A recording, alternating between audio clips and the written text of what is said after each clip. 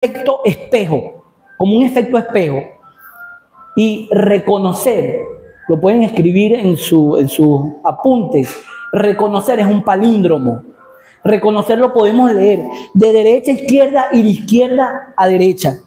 Y es ese efecto espejo que utiliza el Señor en nosotros, en nuestras vidas. Cuando reconocemos el poder, cuando reconocemos la autoridad del Señor, cuando reconocemos que Él es nuestro Padre, se activa algo espiritualmente y nos reconoce como hijos. Cuando reconocemos que hemos fallado, se activa algo espiritualmente y Él reconoce que merecemos el perdón. Es algo que sucede en automático cuando lo hacemos de corazón.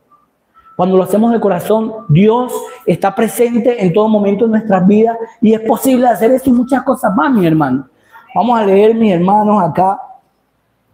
De ahí, justamente, de ahí quise darle el título a esta palabra,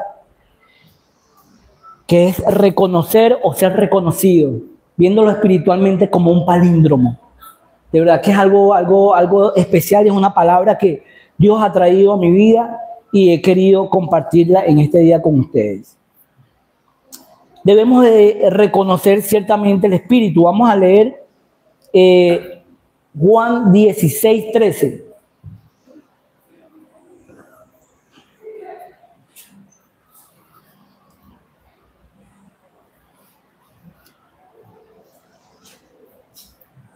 Gloria al Señor. ¿Quién vive? Como dice el pastor, gracias por su alegría, hermano. Pero cuando venga el Espíritu de verdad, Él os guiará a toda verdad, porque no hablará por su propia cuenta, sino que hablará todo lo que oyere y os hará saber las cosas que habrán de venir. Me llama la atención acá algo muy bonito. El Espíritu nos guía a toda verdad. Donde hay mentiras, no está el Espíritu. Donde hay mentiras, no puede estar el Espíritu Santo. Porque me lo dice la palabra, no lo digo yo. El Espíritu nos guía a toda verdad.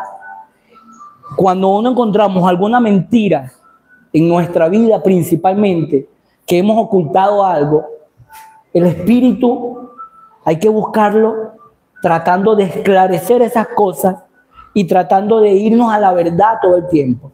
¿Y cuál es la verdad, mis hermanos? La verdad es esta. Esta es la verdad, la palabra. La palabra de Dios es la verdad. La palabra de Dios es la que nos va nutriendo del conocimiento que debemos de ir adquiriendo paso por paso, de ese crecimiento que debemos de tener como cristianos. Es la palabra que nos debe de llevar a ese nivel, a un nivel donde podamos tener una relación con Dios, una relación de padre e hijo, no una religión. Una religión no. Muchas veces nos volvemos religiosos y le damos prioridad a la religión y no le damos realmente la prioridad a quien la merece, que es Dios. El que merece la prioridad es Dios. Pero Álvaro de pronto está como que fanático, es como que fanatismo o algo. Yo les digo algo con honestidad. Yo prefiero que el día que tenga que estar delante de la presencia de Dios, me juzgue por ser fanático. Y no me juzgue por no serlo. O aún peor, que me diga, apartados de mí, no os conozco. Esa palabra a mí me estremece. Aún peor, que me diga, por tanto fuiste ni frío ni caliente, te vomitaré de mi boca. Esa palabra entra en mí y me estremece. Y me da miedo presentarme el día de mañana en la presencia del Señor y que yo pueda recibir esas palabras. Por eso es que necesito, anhelo buscarlo. Anhelar al Señor, anhelarlo. De tal manera que no sé cómo expresarlo, pero puedo poner una moraleja para expresarlo. Es como que si estuviésemos en una piscina. Y nos falla una pierna, nos falla algo del cuerpo, nos falla. Y empezamos a hundirnos en esa piscina. Queremos salir para respirar, Queremos salir para agarrar aire y poder respirar. Es lo que anhelamos en ese momento. Así debemos de anhelar al Señor. Cuando no podemos, nos sentimos desesperados y necesitamos aire para respirar. El Señor es el aire que necesito para respirar. El Señor es el aire que necesitamos todos para respirar. El Señor es el aire que nos da vida. Es el soplo de vida, es el Señor. Hay algo muy particular también, que hay unas características que son súper importantes en reconocer. Reconocer a Dios, reconocer el Espíritu, reconocer un buen cristiano. Vamos a llamarlo de esa manera. Vamos a leer Gálatas 5:22, mi hermana, por favor.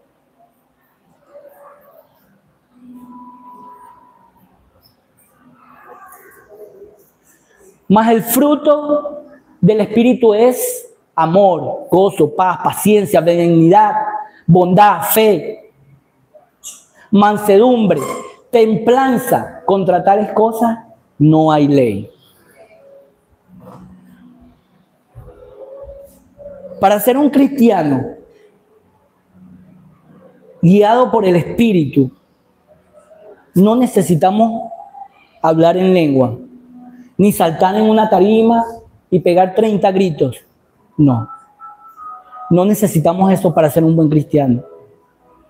Mansedumbre, amor, paz, es lo que necesitamos en nuestras vidas para reflejarnos, o mejor dicho, para que Dios refleje en nosotros su gloria, porque somos gloria, imagen y semejanza de Dios, para que Él nos utilice en todo momento.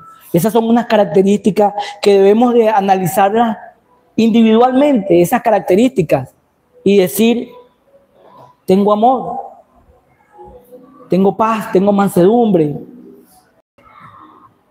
tengo paz, tengo la templanza, la autoridad que Dios me ha dado al ser llamado hijo de mi Dios. Voy teniendo todo eso y comenzamos a preguntarnos si hay alguna falla.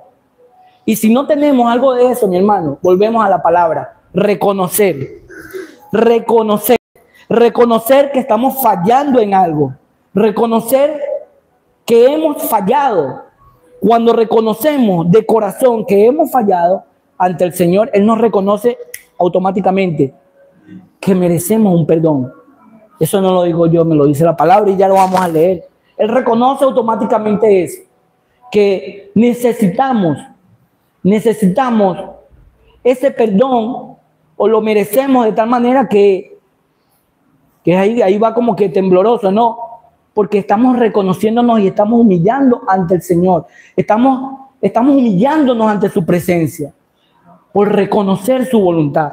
Es algo que trabaja, mis hermanos, de manera significativa y de manera automática. Por eso es que elegí esta palabra de reconocer, por ser un palíndromo. Porque cuando activamos eso en nuestras vidas, como ese palíndromo, lo estamos leyendo de aquí para acá y Dios lo está leyendo de la misma manera de aquí para allá, de izquierda a derecha y de derecha a izquierda. Y se lee de esa manera porque se activa algo espiritual en nuestras vidas y se activa esa conexión con Dios y con el Espíritu Santo. Pero hay algo por acá que he anotado acá, algo anotado.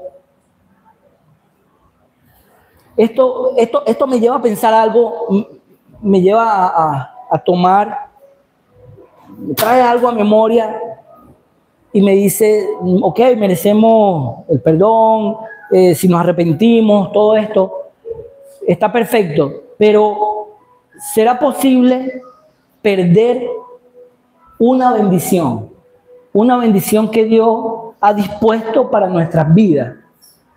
¿Será posible eso? Que podamos perder algo que ya Dios ha destinado a nosotros. ¿Cuál es la respuesta de eso? La respuesta es: ciertamente sí. Sí podemos perder eso. Hay personas que he escuchado en ocasiones y me han dicho que el destino está escrito, que nuestro destino está escrito. No, yo no creo que mi destino esté escrito. Mi nombre en el libro de la vida sí está escrito. Dígalo, su nombre en el libro de la vida está escrito. Su nombre en la vida está escrito. Está escrito todo su nombre en el libro de la vida, mi hermano. Su nombre, porque Dios lo conoce. Dígalo y agárrese de esa promesa. Mi nombre está escrito en el libro de la vida. Pero ciertamente el destino no. El destino lo forjamos nosotros mismos, con nuestras acciones, con nuestras decisiones. Y toda decisión tiene una consecuencia, sea buena o sea mala. Toda decisión que tomemos el día de hoy va a conllevar una consecuencia posteriormente. Todo tipo de decisión. Eso me lo dice la palabra. Vamos a leer acá. Amén, gloria a Dios. ¿Quién vive? Gracias por su alegría, mi hermano. Denle un aplauso al Señor con júbilo, con gloria.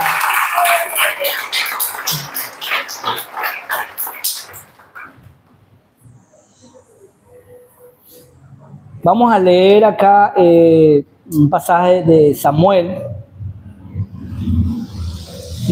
Primera de Samuel 9:21, por favor, mi hermano.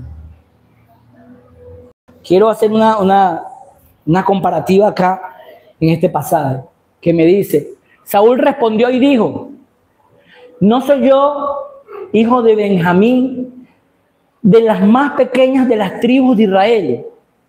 Y mi familia no es la más pequeña de todas las familias de la tribu de Benjamín. ¿Por qué pues me has dicho cosa semejante? Para no leer todo el texto, extraje quise leerlo. Saúl fue el primer rey de Israel. Y antes de ser rey, Saúl tenía un corazón humilde. Por eso fue elegido. Dios sabía, obviamente, que él iba a equivocarse, pero si reconocía los errores, él iba a seguir con la promesa que Dios le había dado. Una promesa hermosa, una promesa que posteriormente pasó a manos de David, porque Saúl cometió errores, cometió muchos errores, ciertamente sí, y se apoyó en su propia fuerza. Se apoyó en su propia fuerza y no puso al Señor en primer lugar, donde merece estar. No puso al Señor en primer lugar. Y por eso, no fue que perdió la bendición. La bendición la perdió, mi hermano querido, porque no reconoció sus errores, porque no reconoció que había fallado, porque no reconoció delante de Dios que él había fallado ante Jehová. Él no lo reconoció, porque ciertamente todos pecamos. Todos hemos pecado. En este lugar todos hemos pecado. Y es algo de lo que lo digo con propiedad y estoy seguro, porque somos seres humanos. Porque somos seres humanos y muchas veces nos vemos tentados a situaciones, tentados a cosas que nos hacen flaquear. Todos lo hemos hecho. Pero si volvemos a Cristo y nos arrepentimos, reconocemos esa falla, si la reconocemos, ciertamente, mi hermano, Dios nos va a perdonar. Con esto no quiero decir que las consecuencias nos las va a quitar. Las consecuencias van a quedar. Dios nos perdona. Dios nos perdona de cualquier error. Ciertamente sí. Pero las consecuencias que dejan ese error tenemos que afrontarlas. Lo que sí nos promete Dios es que te dice: yo voy a estar contigo, ayudándote. De igual manera, yo voy a estar contigo, ayudándote a pasar ese trayecto donde esas consecuencias del pecado que has cometido te va a envolver en situaciones que no van a ser gratas. Dios nos promete eso en particular, pero las consecuencias siempre van a estar. Y el perdón también va a estar. Solo necesitamos reconocer que hemos fallado ante Dios, que hemos fallado. Si hemos fallado delante de un hermano, tenemos que reconocerlo y decirle: mi hermano, sí, ciertamente me equivoqué. Ciertamente me equivoqué, mi hermano. Perdón. Yo te pido perdón, mi hermano. Yo sé que Muchas veces he escuchado que es tan difícil pedir perdón, que es tan difícil perdonar, pero no es tan difícil, no es imposible, porque si buscamos esa conexión con Dios, cada vez se nos va a hacer mucho más fácil perdonar, mucho más fácil. Claro, yo perdono a mi hermano, usted perdona a su hermano, ¿verdad? Ciertamente, pero si él falló,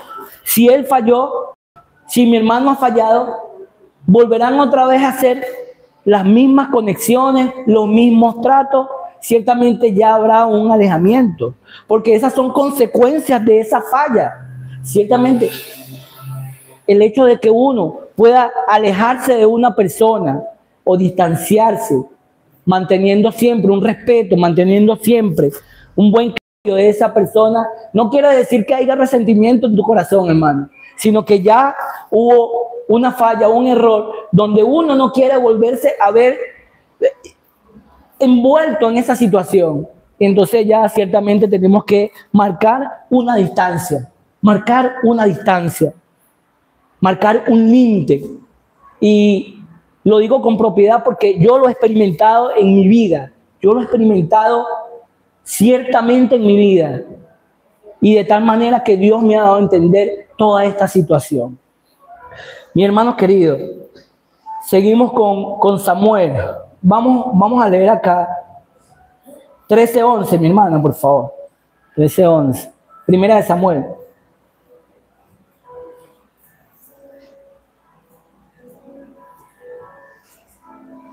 Entonces Saúl dijo, ¿qué has hecho? Entonces Samuel dijo, ¿qué has hecho?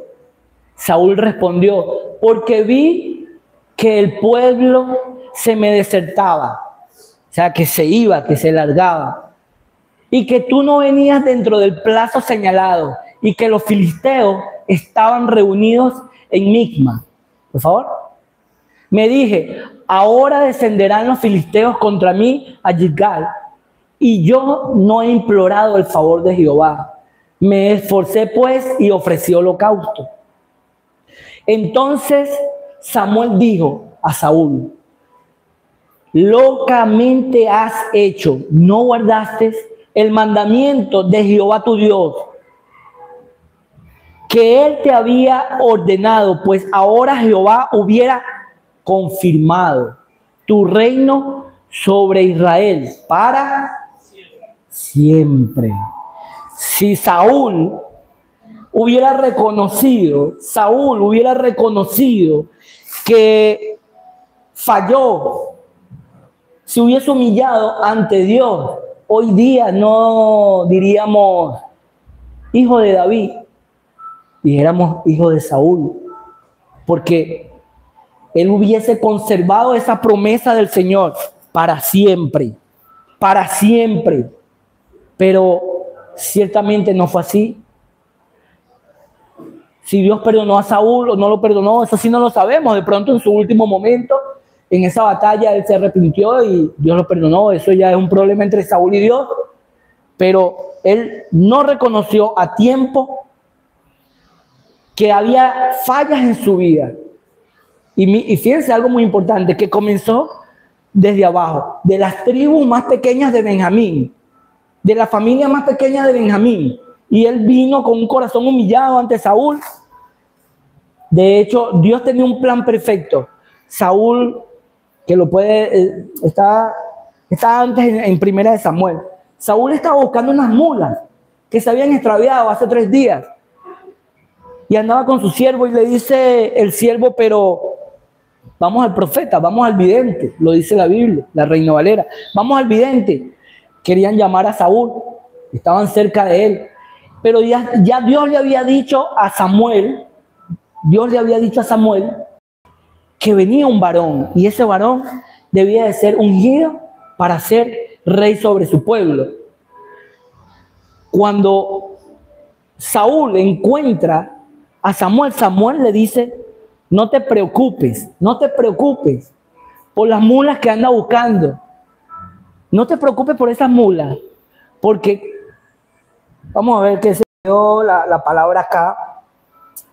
Eso está en Samuel ¿Sigue? ¿Para ver? No, ese no.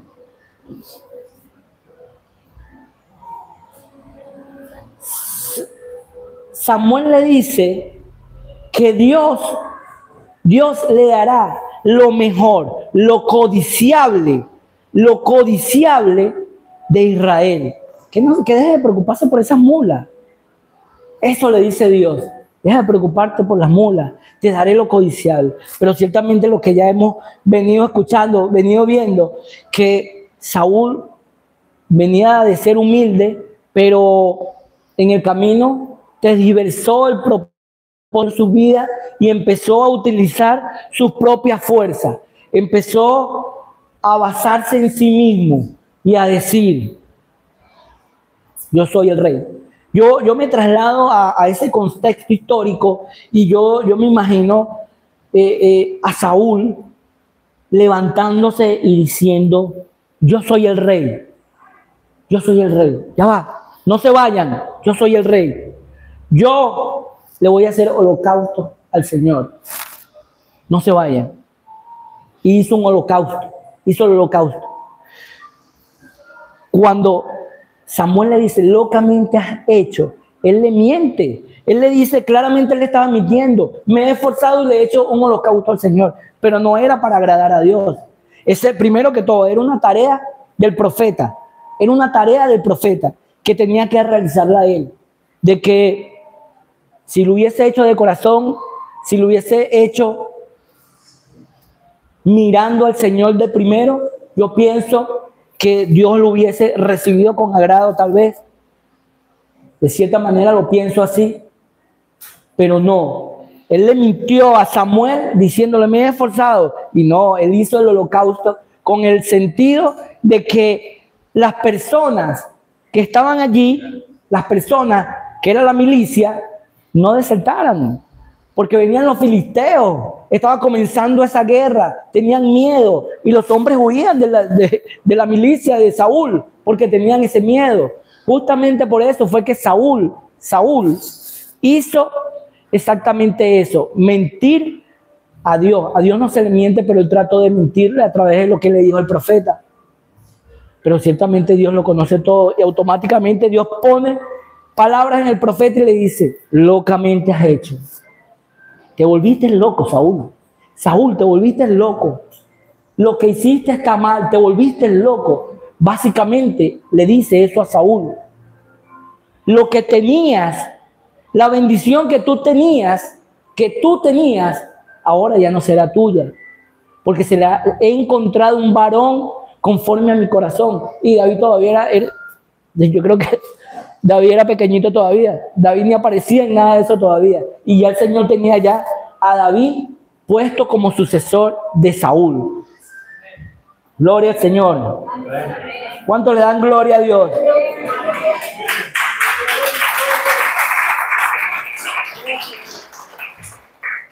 Vamos, mis hermanos, quiero hacer una comparación para especificar y entrar más a profundo en este tema de reconocer la voluntad de Dios, de reconocer que Dios es nuestro Padre y de reconocer que hemos fallado.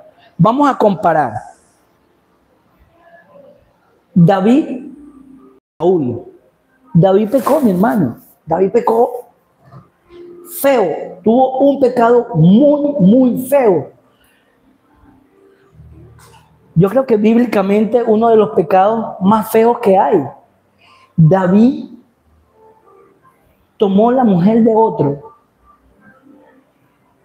mientras que Urías, el esposo de Betsabé, estaba luchando contra los amonitas. Y él tomó esa mujer. Pero ahí pasó algo. La mujer quedó embarazada y el hombre estaba en la guerra. Ciertamente cuando Betsabé le dice a David: estoy encinta, estoy embarazada, él dice: nada. El hombre está en la guerra y ahora ¿cómo hacemos? Mandó a llamar a Urías, lo mandó a llamar, lo embriagó, lo mandó a la casa, pero Urías era un hombre fiel a Dios, a Jehová. y fiel al rey y fiel a Israel. Y dijo, no es posible que yo esté el día de hoy acá y vaya a dormir, a descansar en una cama cómoda, mientras que mis hermanos de lucha están peleando una guerra y ellos están durmiendo en la intemperie. Yo me quedo aquí, afuera del palacio. Y se quedó afuera del palacio, que fue algo sorprendente. Propósito de Dios, fue algo sorprendente. Es como que Dios puso ese sentir en Urías, porque Dios sabía lo que iba a pasar. Y mira, es lo que quiere es encubrir un pecado, y eso no es así. Las consecuencias tiene que afrontarlas. Él pecó muy feo. ¿Qué hizo? Con el mismo Urías, mandó una carta a su capitán del ejército, diciéndole en esa carta que pusiera a ese varón, a ese hombre, que era uno de los valientes de David, porque así se hacían llamar. Habían varios que se llamaban los valientes de David, porque habían comenzado desde un inicio con David. Y ciertamente yo pienso, trasladándome a ese contexto histórico, de que tenían una amistad, de que eran amigos. Urías y David eran amigos. Yo lo veo de esa manera. Me traslado, porque fue uno de los que comenzó cuando Saúl estuvo buscando y persiguiendo a David. Uno de los primeros que salió de ese ejército de Saúl y se unió a David fue Urías. Él fue uno de los primeros, de esos primeros hombres. Entonces eran amigos. Y en esa carta que decía, coloca a Urías al frente de la batalla, donde la batalla es más calurosa, donde la batalla es más peligrosa, para que le den muerte los amonitas. Y así sucedió. Urías muere por orden básicamente de David, y ese pecado fue grave, tan grave que las consecuencias en la vida de David abarcaron tanto que estremeció familiares, estremeció allegados, afectó a todo el que tenía que ver con David. Las consecuencias de ese pecado afectaron de tal manera que Amnón, el hijo de David, tomó a su hermana y Tamar a la fuerza. La tomó a la fuerza, es decir, la violó. Violó a su propia hermana, a su media hermana.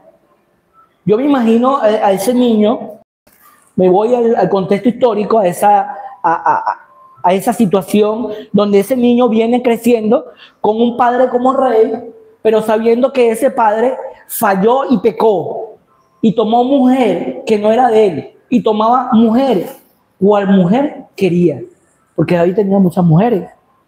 Yo me imagino ese niño con eso acá, y el pecado también lo fue consumiendo ese niño. Cuando llegó a grande, me gusta mi hermana, yo la puedo tomar, porque si mi padre lo ha hecho, tomó una que estaba casada, yo puedo tomar a mi hermana. Me imagino que tal vez lo había pensado de esa manera. Y sucedió. Wow, mayor problema. Se desencadena una cadena de situaciones bastante perjudicial, donde David se encuentra ahí en el medio, sabiendo que esas son las consecuencias de su pecado. El hermano de Itamar, su otro medio hermano, Absalón, me lo imagino yendo hacia el rey, hacia su padre, y le dice: papá, rey, veo lo que hizo mi hermano, tiene que castigarlo. Y el castigo era la muerte. Tiene que castigar. Pero David no lo hizo. David no castigó a su hijo. Lo exilió, sí lo exilió, pero no lo castigó como lo determinaba la ley en aquella época. Me imagino a David, un padre, viéndolo con los ojos de padre, porque todos tenemos hijos, ¿no? Acá, viendo a David con los ojos de un padre, diciendo: pero ¿cómo voy a asesinar a mi hijo yo? No puedo asesinar, no puedo arremeter contra mi hijo. Señor, toma el control tú del asunto. Pero ya eran consecuencias de aquel pecado.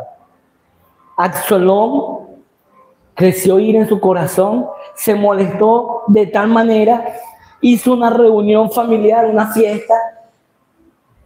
Vengan, mis hermanos son los invitados. Y sucedió que mató a su hermano Amnón por vengar el abuso que cometió con Itamar, su hermano. Aún peor, aún empieza a peorar, empieza todo a empeorar. David, y yo no sé cómo explicar el pensamiento de David, decía, Señor, por favor, ya, porque cuando uno está pasando por estos problemas wow, y a veces uno dice, Señor, ¿por qué está pasando esto? ¿Por qué me pasa esto, Padre? ¿Por qué me ha pasado? Pero si vemos un poco hacia atrás, tal vez eso fue consecuencia de algo que hemos hecho. Tal vez son las consecuencias que nos arropan y se extienden, tocan a nuestra familia, a nuestras amistades y a nuestro entorno, las consecuencias de nuestros actos. Es por eso que les digo que el destino de la persona, el destino de usted, el destino mío, no está escrito, mas sin embargo, nuestro nombre en el libro de la vida. Pero el destino no, el destino lo forjamos nosotros con nuestras decisiones, lo forjamos con lo que hacemos, muchas veces con lo que decimos también, pero más que todo con lo que hacemos, porque hay un lenguaje corporal y hay actitudes y hay cosas que se evidencian y se presentan delante de cada uno de nosotros. Gloria al Señor.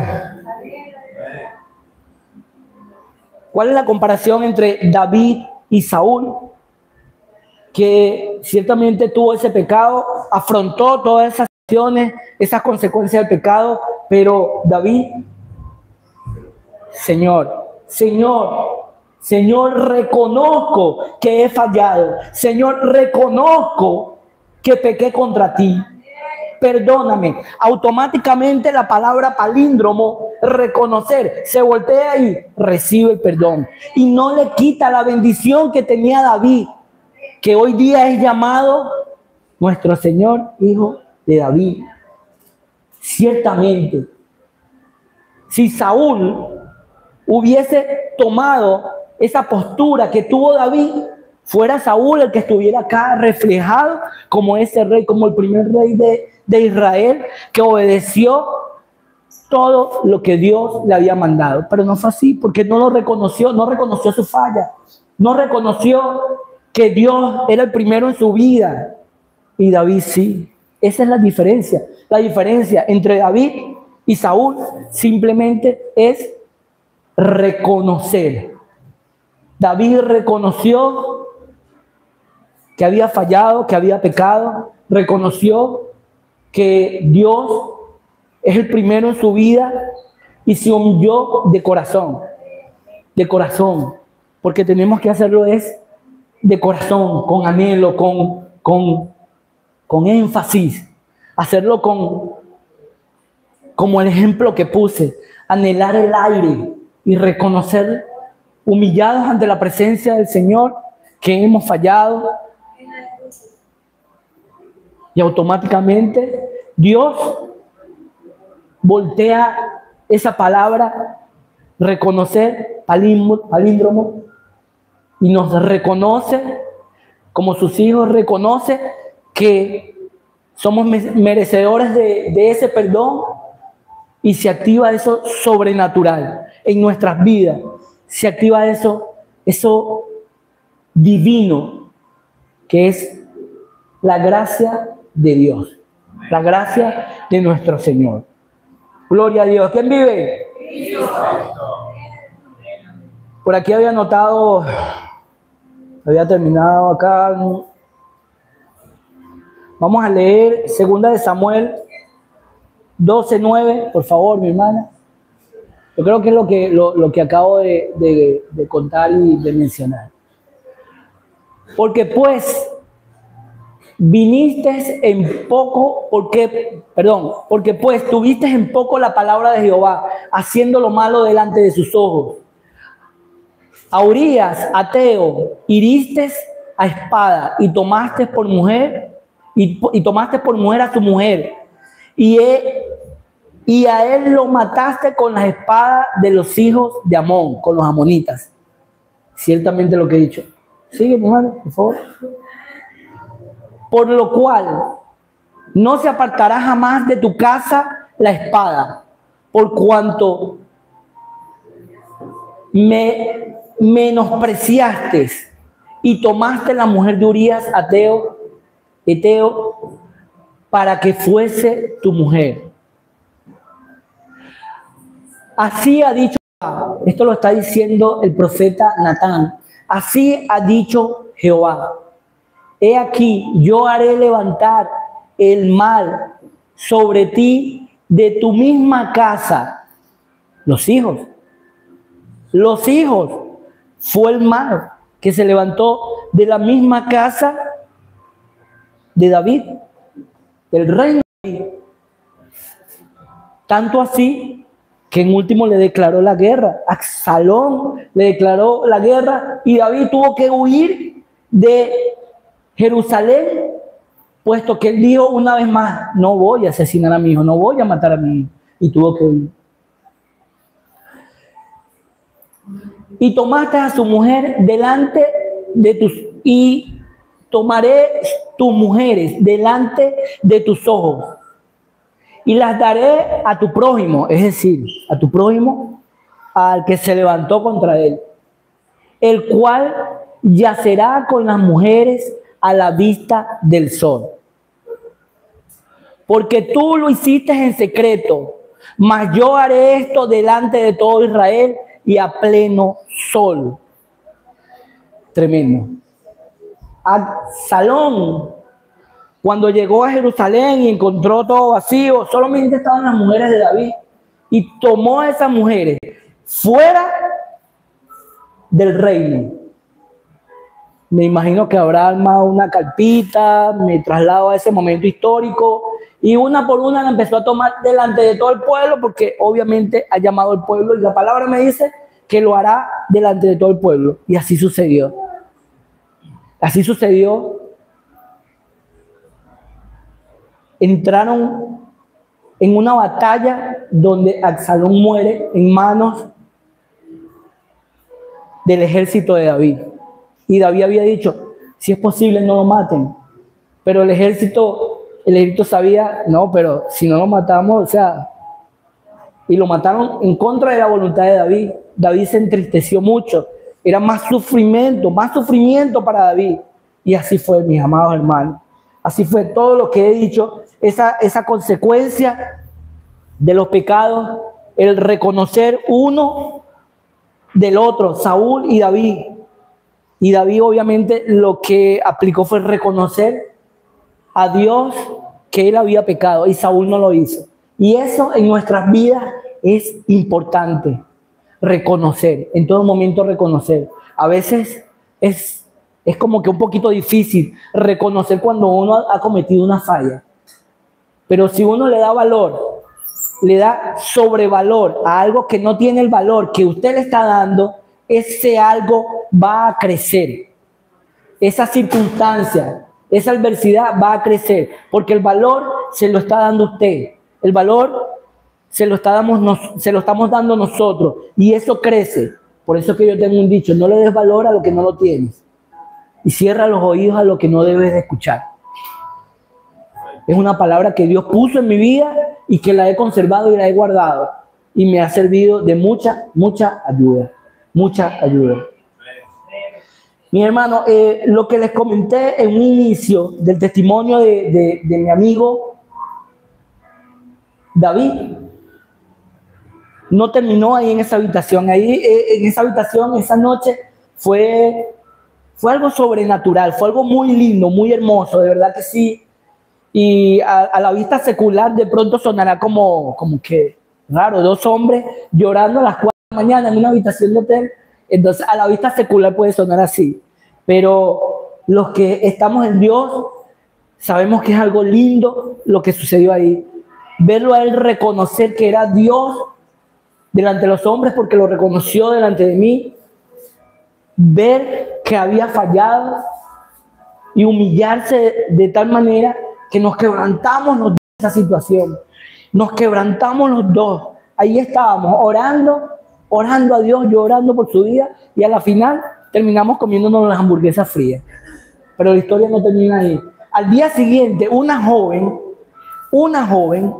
para terminar, de aproximadamente unos 23, 25 años, nosotros salimos a desayunar en la mañana siguiente, se nos acerca esta joven, ya la habíamos conocido, que era una reportera, estaba en el periodismo y haciendo la cobertura del festival, y nos llega y nos dice: hola muchachos, hola, ¿puedo sentarme? Desayuno con ustedes, porque no se sentaba afuera en la piscina, en cualquier lado. Había el restaurante, era estilo buffet, donde tú escoges la comida y te vas con tu bandeja y te sientas donde quieras. Puedes sentarte afuera en la piscina, dentro de las mesas. Ella llega hacia nosotros y nos pregunta, y David le responde y le dice, sí, claro, puedes sentarte, pero te voy a hacer una pregunta. ¿Tú crees en Dios? Y ella se le queda viendo así, o sea, de buena a primera le hace esa pregunta y lo recuerdo como que si fuera ayer. ¿Tú crees en Dios? Y ella le dice, sí, claro. Bueno, te lo pregunto para que no te vayas a aburrir por si no crees en Dios, porque nosotros lo que hacemos es hablar de Dios. Álvaro me ha explicado cosas de Dios como nunca antes nadie lo había hecho y lo he entendido. Y estamos hablando pura cosa de Dios. Y ella se sentó.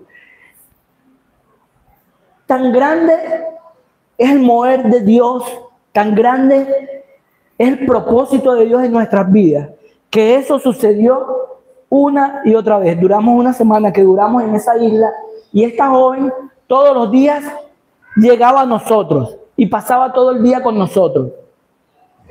En una oportunidad que estábamos comiendo antes de irnos, estábamos en una pizzería y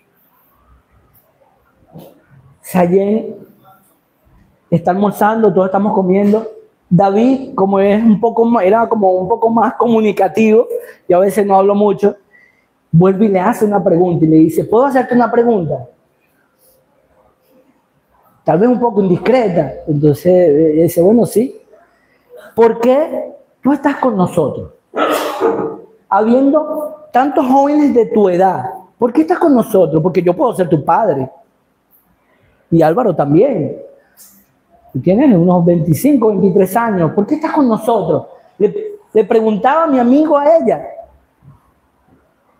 Mi hermano, ella le ve la cara, me ve a mí, ve hacia arriba y se sonríe.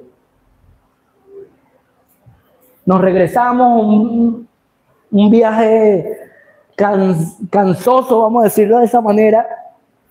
Llegué un sábado en la mañana, mi esposa me recibió, gloria al Señor.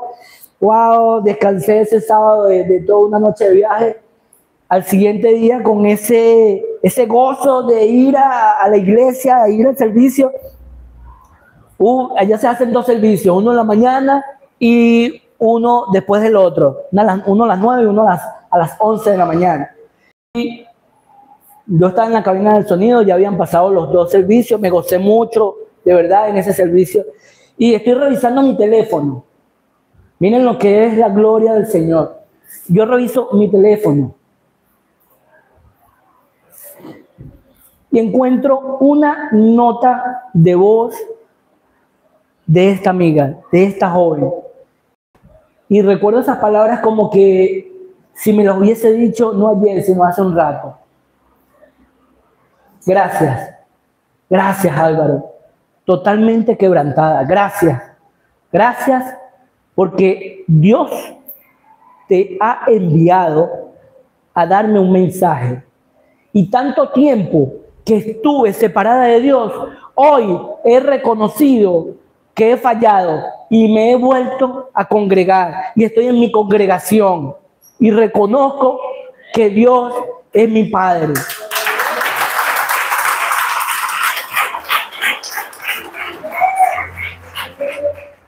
Gloria al Señor. Para terminar, vamos a ir subiendo la alabanza, por favor. ¿Hay una hora de teatro? Ok, ya vamos a terminar ya, pero bueno. yo quería terminar haciendo una oración, y quiero pedirle que se pongan sobre sus pies para que me acompañen en esta oración, para que podamos reconocer todo que Dios es nuestro Padre y activar esos